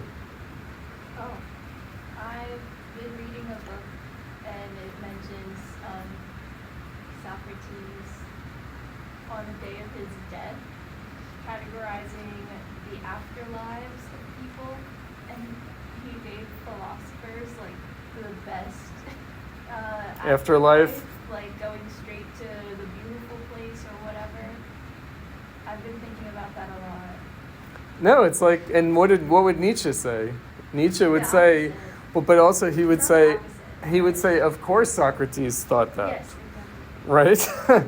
In other words, this was Socrates' will to power, meaning you can have the will to power by being athletic, strong, awesome, beautiful, Or you could have the will to power of the philosopher, who's just like, fuck all you. Huh? The philosopher king and all that. That's Plato. Isn't it Plato through Socrates, or is It, not Socrates? it's not exactly Socrates, meaning we do have two Socrates. We have the real Socrates and we have Plato's Socrates, but even Plato himself is sort of like distant from Socrates. So I we have mean, one and two, shows up in what, like, we've done Titus, I think, with Socrates, a little bit different. yeah, we have negative portrayals of Socrates too, by contemporaries. But again, it's the will to power or the form of life of the philosopher. Meaning, I don't know if you know this, children. The highest value is not being like strong, beautiful, awesome. I don't know if you know that, but no, we've left that behind, right? And according to Nietzsche, when that was the value, we were not yet quite human. I like to Kim Kardashian. I like to Kim Kardashian. Well, Kim Kardashian's not just complacent with her No, beauty. She's she a prison abolitionist, or at least reformer. But her fame is, that seems essential for life, and the celebrity status, whatever. which is so connected to the way that she works. She isn't, her business isn't aesthetic. Yeah. I mean, well, no, I think this really is a larger point that you kind of circle back to this question of like, well, wait a minute, people still think these happen for a reason or whatever. Like, I feel like Lukacs is kind of writing a little bit paradigmatically heavy-handed. Like, people still write religious books. I mean, what was it, Tom Hanks one, or the religious mystery that wraps it all up or whatever. Right. It's kind of more ethics / this middle zone of like a Christian sort of paradigm that he. Actually, I want to ask about that because We're not really in the modernist era with Lukacs, right? So there's a funny way, like like Tolkien writes epics, right? And yet that's a modernist like thing. Like, in other words, to sort of reject the bourgeois novel and go back to the epic is itself like a phenomenon in capitalism, right? In the same way that like Wagner's archaism is modernism, right? So that's the other point. So even when we try to restore the old values, we're still doing so. Like, they're not like self-evident. It's like, so of course capitalism wants us to be dumb animals again. Of course, like, we want to be dumb animals because capitalism's too hard, right? It's like way too hard. And so, so again, the question is, why did the novel ever exist at all? Like, why did it emerge? Why didn't we just do with epics? And then we have the added problem of how the novel itself went into crisis. Right, so we have the novel, and then we have the modernist novel. What he mentions is the entertainment novel of abstract idealism. Right, so as like a pattern for like kitsch, for like a kind of kitsch version of the novel. But even then, it's like in the shadow of the novel. Right. So there is a sense of like, this is a kind of ersatz or kind of imitation of, without actually being. So, which, again, we can't restore the old epic. We can't. We can try. We can try to evade the problem of the novel in various ways. We can do the kitsch version of the novel, or we can do weird archaisms in modernism. But it's dancing around the issue, right? So now,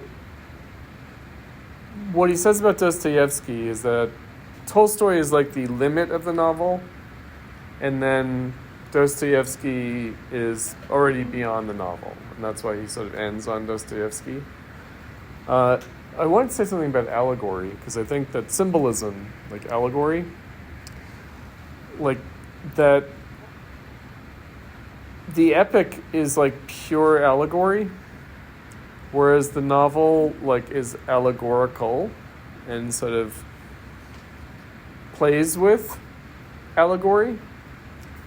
Meaning, is allegory a literary form, or is it the form of reality itself?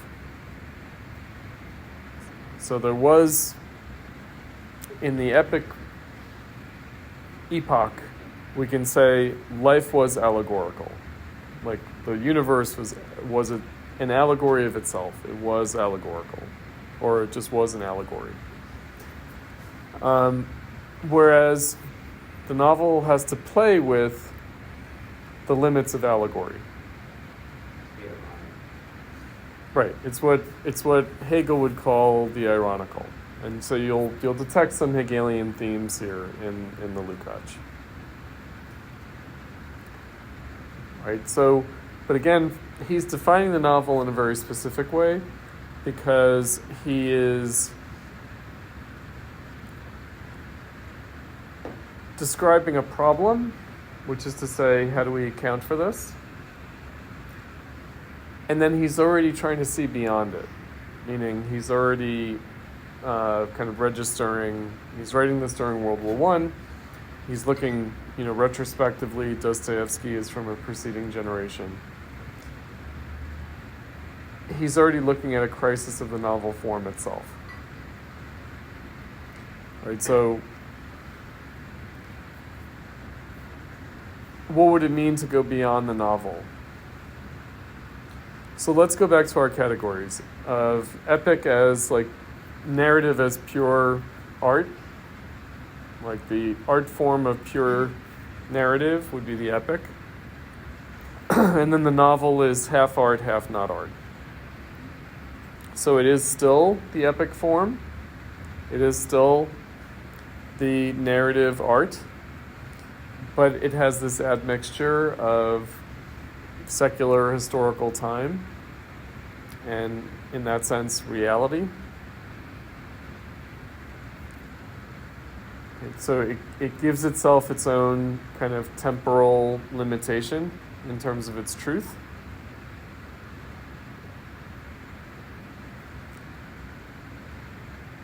What would it mean to go beyond that? Right. The other connection with Nietzsche, by the way, is that Nietzsche is influenced by Baudelaire. He's also influenced a great deal by Dostoevsky. So they're both sort of impacting. So maybe before Dostoevsky, we could talk about the Tolstoy. So Tolstoy is an aristocrat. He's also a socialist. He's like a Christian socialist. Who is a kind of aristocratic critic of the aristocracy and a Christian critic of official Christianity and a kind of peasant socialist. He's a sort of romantic socialist based on the Christianity and the way of life of the people, as opposed to the aristocracy. And of course, his great epic novel is what? War and Peace, which is about the French Revolution and the Napoleonic Wars. Not accidental, which he did not, like that's in a different time. That's before his time.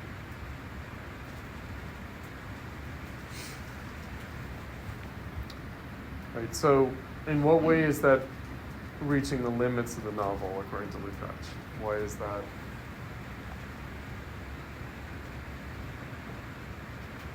Pressing on the boundaries of the novel form.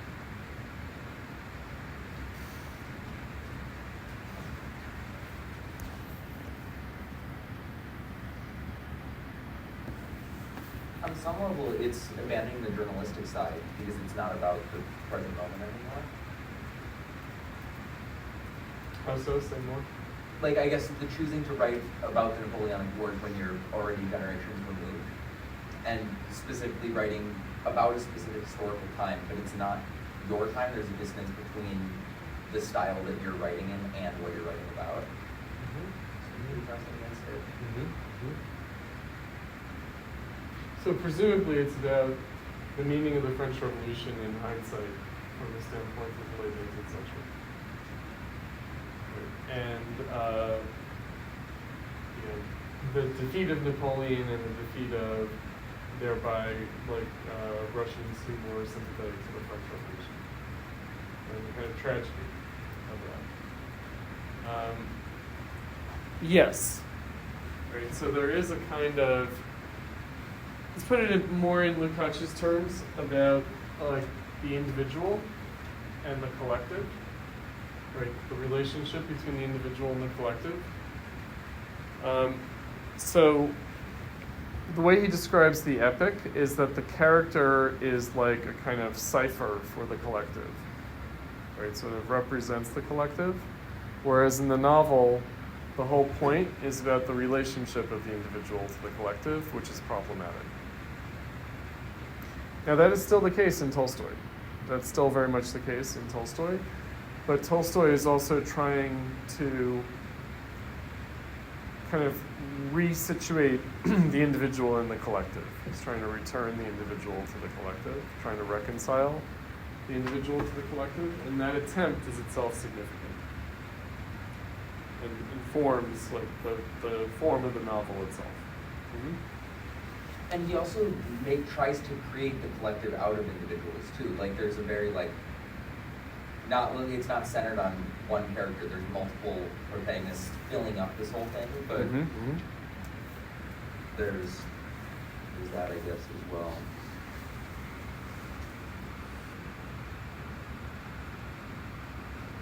But that doesn't become like an integrated world, right? No, right. So I'm not really sure how really escape the parameters of the novel the country.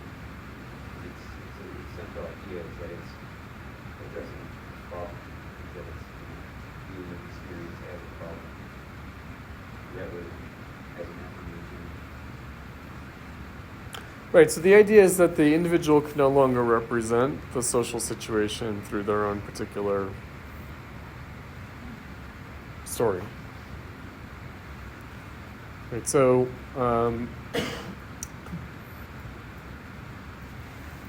here, another way of thinking about it. So let me just Okay, Go ahead. right. So Tolstoy maybe achieved that. What I meant was that. Let me think about it for a second.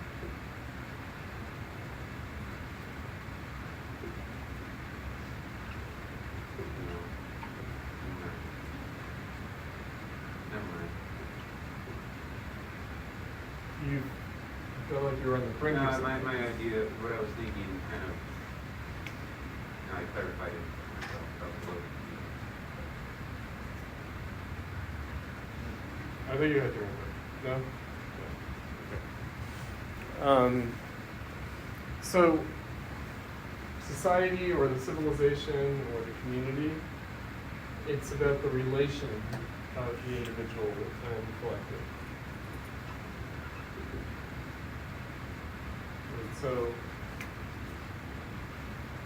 the difference between the epic and the novel is a changed relation between the individual and the collective.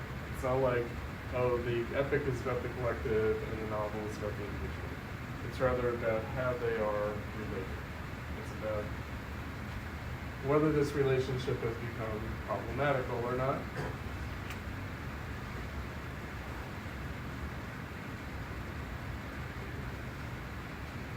In which case, it's about figuring out the relation between the individual and the collective.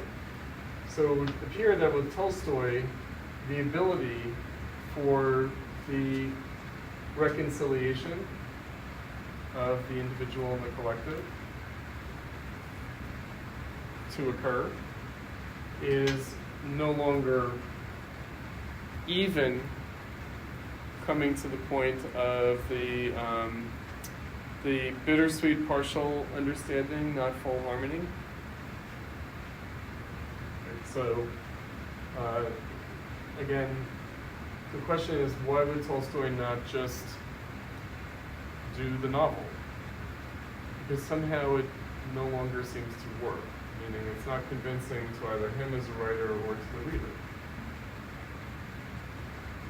Right, leaving it at that.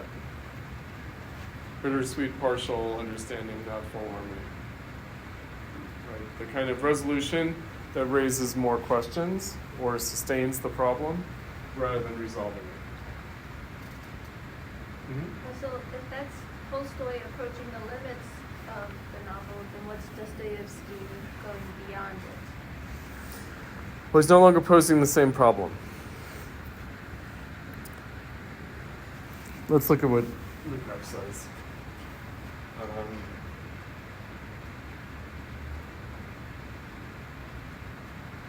It's only the last few paragraphs.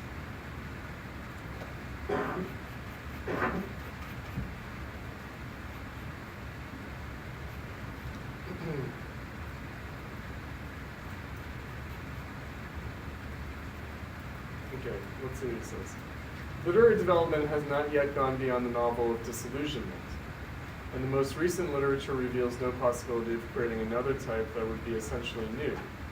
What we have now is an eclectic, epigonic imitation of earlier types, whose apparent productive force is confined to the formally inessential areas of lyricism and psychology.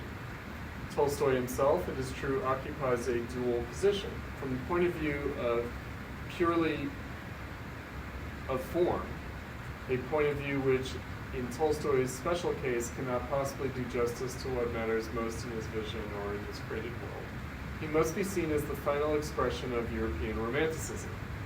However, in the few overwhelmingly great moments of his works, moments which must be seen as subjective and reflexive in respect of each particular work as a whole, he shows a clearly differentiated, concrete, and existent world, which, if it could spread out into a totality, would be completely inaccessible to the categories of the novel and would require a new form of artistic creation, the form of the renewed epic.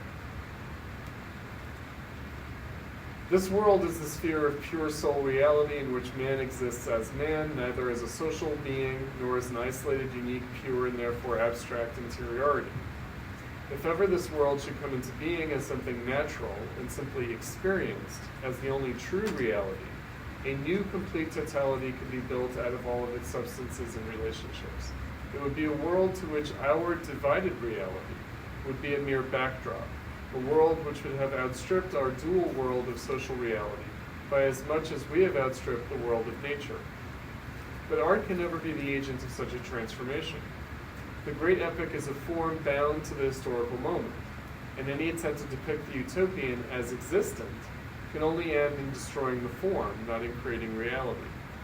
The novel is the form of the epoch of absolute sinfulness, as Fichte said, and it must remain the dominant form so long as the world is ruled by the same stars. In Tolstoy, intimations of a breakthrough into a new epoch are visible, but they remain polemical, nostalgic, and abstract. It is in the words of Dostoevsky that this new world, remote from any struggle against what actually exists, is drawn for the first time simply as a seen reality. This is why he and the form he created lie outside the scope of this book. Dostoevsky did not write novels, and the creative vision revealed in his works has nothing to do with either as affirmation or as rejection with European 19th century Romanticism, or with the many likewise romantic reactions against it. He belongs to the New World. Only formal analysis of his works can show whether he is already the Homer or the Dante of that world, or whether he merely supplies the songs which, together with the songs of other forerunners, later artists will one day weave into a great unity, whether he is merely a beginning or already a completion. It will then be the task of historico-philosophical interpretation to decide whether we are really about to leave the age of absolute sinfulness, or whether the new has no other herald but our hopes. Those hopes which are signs of a world to come, still so weak that it can easily be crushed by the sterile power of the merely existent. Okay, so what does he mean by this? What is the point?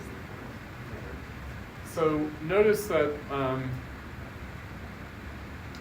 with Tolstoy, it's a kind of last romanticism that gives a kind of utopian reconciliation, which if it were to become a reality, would destroy the novel form, right? It would sort of, render the novel form redundant or irrelevant, and then you'd have a restored epic.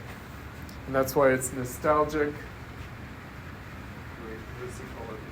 Nostalgic, polemical, right? So it's about like what's wrong with this world, absolute sinfulness. It's polemical, nostalgic, and abstract. Okay, so then Dostoevsky. So we talked about Homer. We didn't talk about Dante. So how Dante is the beginning of a novel form, like how and why Dante is the beginning. So basically between Dante and Cervantes, we have the sort of essential beginning of the novel form. And Homer or Dante. So Homer as the kind of final achievement of epic, so in the way that we were talking about before. Epic as an art form fully transcending religion, transcending the oral tradition and scripture, or the Dante, meaning is he just the beginnings of something? So in Dante's case, it's the beginning of the kind of bourgeois subjectivity. So, I mean, in the case of Dostoevsky, we try to fix the empty bones, so like it's neither affirmative or rejectionist, but like, I mean, I read a couple of Dostoevsky books and not really making a connection here. Like, give you an example of how his work is escapes support definition and rejection. Right, so probably what he has in mind are like from the Notes to the Underground to the Brothers Karamazov, right? And he's setting him up as a kind of contrast to Tolstoy, and the fact that they're both coming out of the aftermath of the French Revolution. Right, so Dostoevsky is, so Tolstoy, we have War and Peace, then we also have, right, so here's the flip side to War and Peace, Crime and Punishment, right, and it does appear to be, if you guys know Kafka, right, so it seems to be kind of a forerunner for Kafka, and Kafka is also a kind of clear, like, problematization of the novel form. Right, so we could say, Kafka is a certain kind of literary modernism that seems to flow out of the Dostoevskian moment.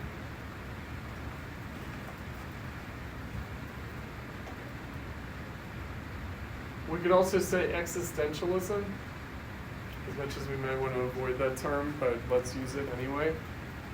So existentialism, which in philosophy has two forerunners of the 19th century, Kierkegaard and Nietzsche.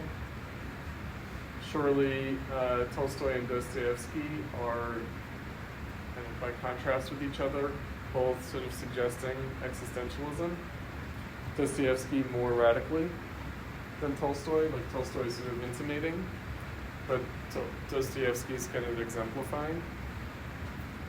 So if you guys know your 20th century existentialism, like Camus or Sartre, right, so Dostoevsky, again, after Lukacs is writing this, it does seem like, okay, he's not like a fully realized thing as something new, but really a forerunner for what goes into the 20th century novel. Now, I bring up existentialism because, again, Tolstoy and Dostoevsky are philosophical writers, but in a way that's different from the connection between philosophy and the novel. So you could say that beginning with Dante, one of the defining things of the novel is that the novel is incorporating a philosophy of itself into its form.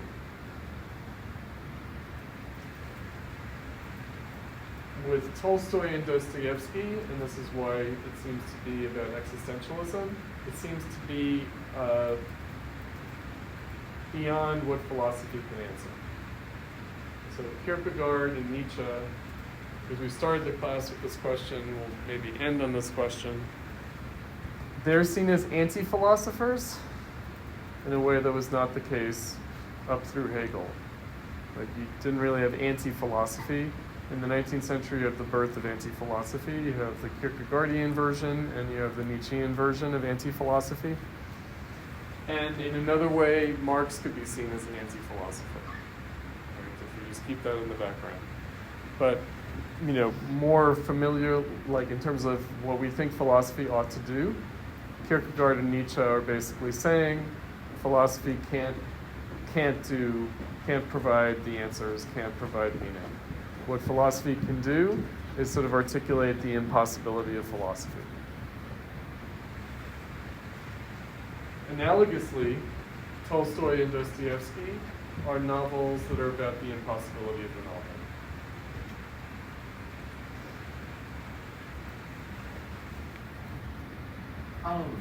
That's why they seem like philosophical novels, but in a different way from like Goethe. Because if we keep like the Wilhelm Meister's apprenticeship as like the Bildungsroman, like as like what he thinks is like the fully achieved novel is Apprenticeship of Wilhelm Meister, that it's sort of combined like narrative and philosophy. And that's what breaks apart.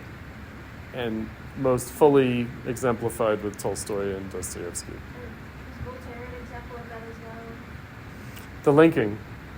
Yeah, the linking. Right, exactly. I mean, in some ways, yes, right. And so, but it's not like just didacticism, meaning that the philosophical message of the novel is not just merely like propounding philosophy. I guess a lot of the distinction when they're talking form and epic, and then the epic to novel, and then beyond that, it feels very like content based rather than like aesthetics, the way in which things are written. Where on that side, it feels like the obvious answer is that like James Joyce killed the novel or moved beyond the novel aesthetically. But I guess what's going on? So there's prose, but then there's also like what we would call narrative voice. So one of the things that Tolstoy and Dostoevsky do is that they reach the limits of like narrative voice. Meaning, and again, this would be the connection between philosophy and narrative. So in Dostoevsky, it's kind of like who's speaking here, right? You have these characters who do these philosophical disquisitions, but is that the voice of the character, or is it the voice of Dostoevsky himself? Like, what are we to make of this? Right, like the fundamental ambiguity of the kind of intelligibility of like the authorial voice or the protagonist's voice, and then what is the reader supposed to do with that? So it's a little bit of a negative. Like he tries to sort of distinguish Dostoevsky from Tolstoy by making Tolstoy more romantic and therefore negative. But also Dostoevsky has this negative character as well. Right, so we could say that in bourgeois art and literature, the art and literature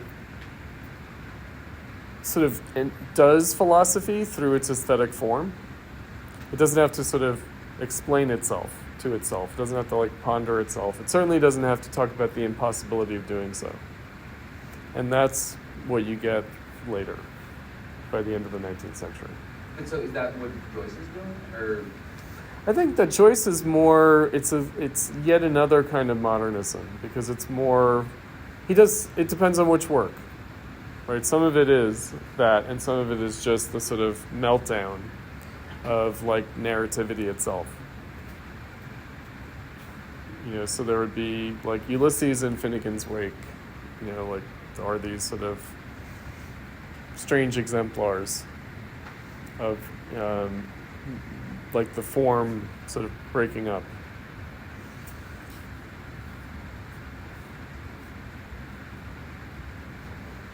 Now we had Stendhal, we had the Promise of Happiness. We had Nietzsche say, was Kant right or was Stendhal right? Like is beauty disinterested or is it interested in the sense that it's the promise of happiness? And if I'm not mistaken, that's from the Red and the Black, the Stendhal, which is also a political novel. And a novel of like the realist sort of high moment of the 19th century. So that's, again, just in the background, if we keep Nietzsche on our mind a little bit, carrying over into Lukacs,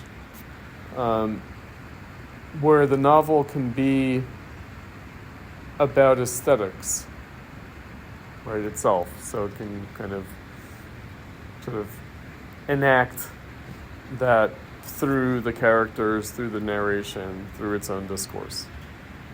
I think that there's something, so like in the case of Tolstoy, like, so that it's this, sort of reversal away from the individual back to the experience, the collective. Is it this, I'm trying to kind of place that idea in Dostoevsky. I can sort of see it in the structure of like Brothers Fate or something. It's like all these interwoven stories. They're not really like a central story, but like the stories, the way they all interface to this kind of moral moment or whatever. But then in the case of the idiot, or like Time and Punishment, it seems more back to like the old novel kind of about like the individual sort of existential struggle with Eve. So I don't know exactly phrase the question, but like do you think that tracks like this Brothers Fair, we see this divergence from the novel because we're reading the individual in time, whereas in the idiot kind of punishment is still much defined in the novelistic approach. All right, so that's where the analogy to Dante is important, because Dante is about like transcending Christianity, whereas Dostoevsky is about transcending, or the impossibility of transcending, the social political world. Right, so it's placed very differently in terms of the situation. So what he would regard as the cosmic situation is different. That with Dante, it's sort of it's the beginning of something in the sense that it's still breaking out of the world that he's otherwise part of. And that's, again, his question with regards to Dostoevsky. I think that we can answer the question now that Dostoevsky was some kind of, expression of the impasse of the social and political world. Like, especially when you think about, like, the way he talks about, like, revolutionary conspiracies and, the state and, like, and of course, in that context, the state and the church are merged, right? So like the kind of religious and political are, kind of mutually corrupted. So it's easy to I was going to say that it seems like, because he says that it's neither rejection or an affirmation, and it's this like secret third new thing, but it feels like also, I guess with the content of his books, like I'm especially thinking Crime and Punishment, where there's the embrace of Christianity, you can't transcend the social political order, and his proposed solution is to re-embrace religion. That feels like it's doing the archaicism still, where through the actions of the characters, it feels like implying that he still wants to go back, or prescribing going back as a solution, at least for the characters in his book. like a return to the ethic. Yeah. This Christianity is now this sort of like Dante-esque frame that allows the story to have experience. Yeah. But it's an individual choice, isn't it? It's like the kind of existential. That's why I, brought up existentialism, which is a fraught topic in and of itself, which is that like, what gives meaning is that we have this choice, right? And which can be seen as a kind of reversion back to Christianity in a certain way, but I think it's supposed to have a different edge than that. It's supposed to be. It's not a safe choice like that. Like at no point, or like they're not in danger at any time. Like they're being guided, in a sense where it's like in Dostoevsky, like everything is always a big escape. Right.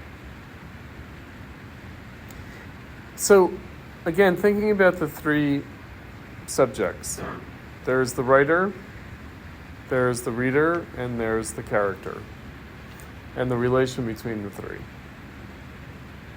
It's one of the things that he thematizes in terms of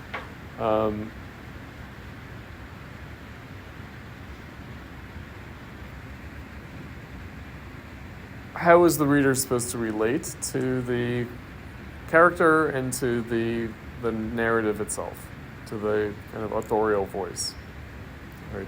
The actual literary character. And the epic, he just says that there's a kind of an unproblematical, right? So the protagonist, even when they suffer, is part of the cosmic unity and part of the collective, part of the community. And similarly, the reader, and similarly, the writer. So they're all kind of... Whereas with the novel, it's about figuring out that relation, and that the essential story is finding some kind of solution, that even if it's not a full resolution, it's still some kind of solution. Whereas with Tolstoy and Dostoevsky, it's about the impossibility of that.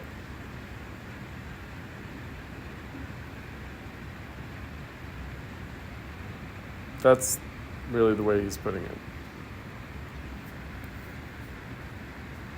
Right, that the novel can't furnish even like a satisfying way of presenting the problem, let alone resolving the problem.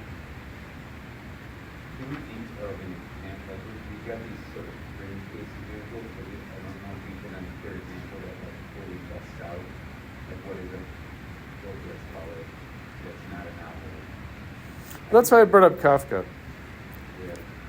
That's why I brought up Kafka.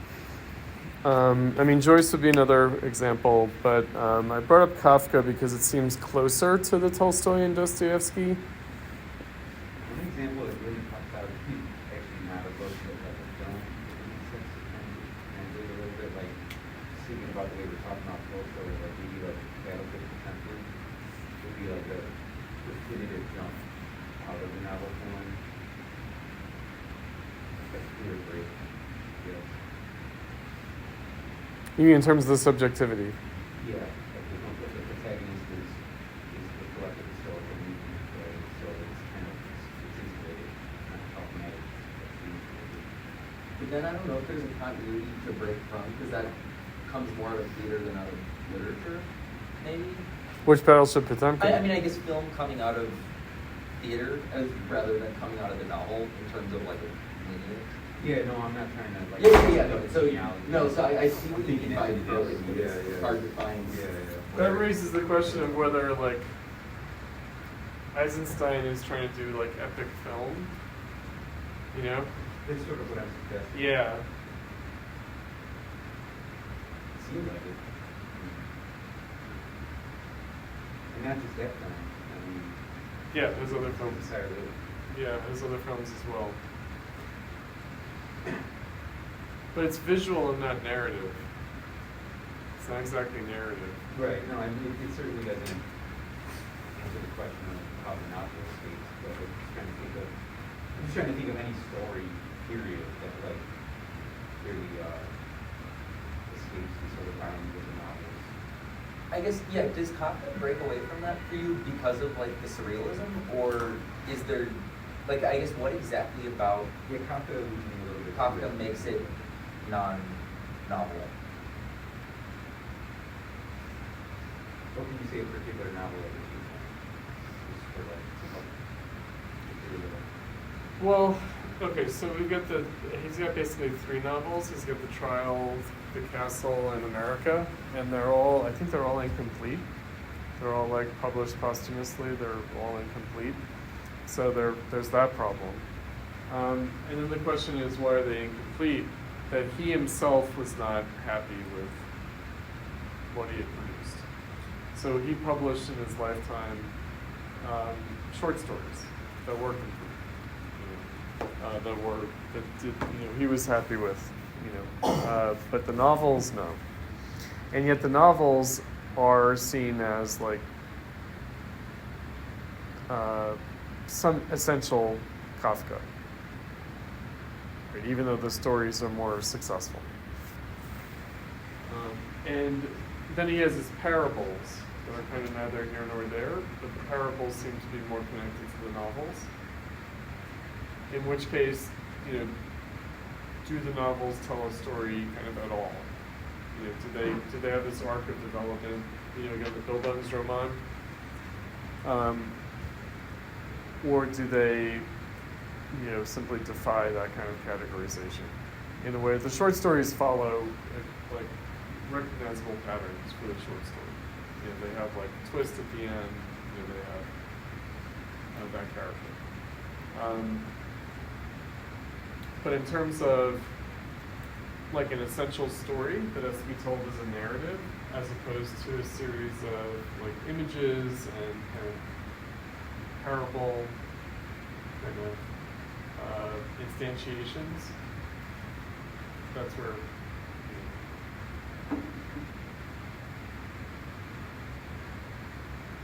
it would appear that they're failed novels, and yet they seem to fail in a way that's exemplary.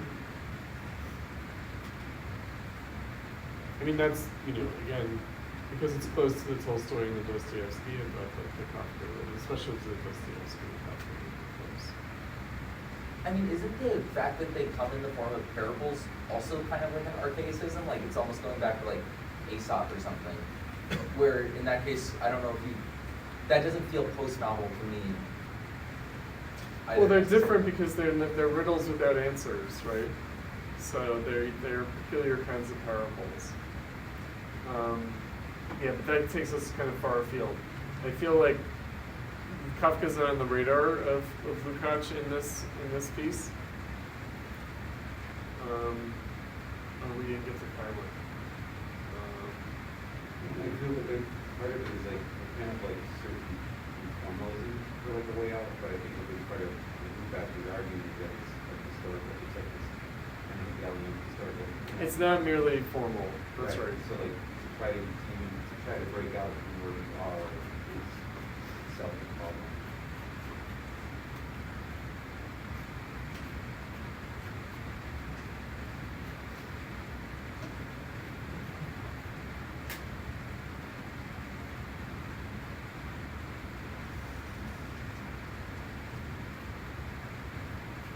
Yeah, we've got missing.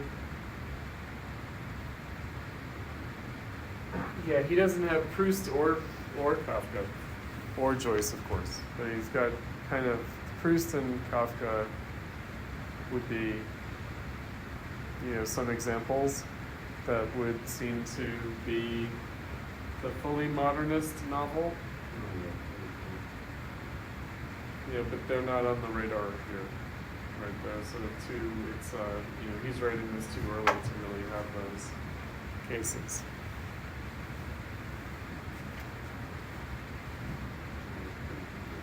Oh, we forgot Anna Karenina. Anna Karenina is also wonderful.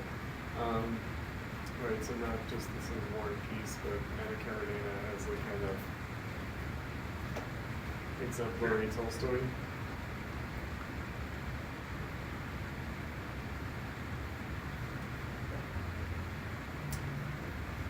All right, so we'll come back to his section on lyric poetry at the beginning of class next time for the purposes of where Adorno is going to be jumping off with his lyric poetry in society.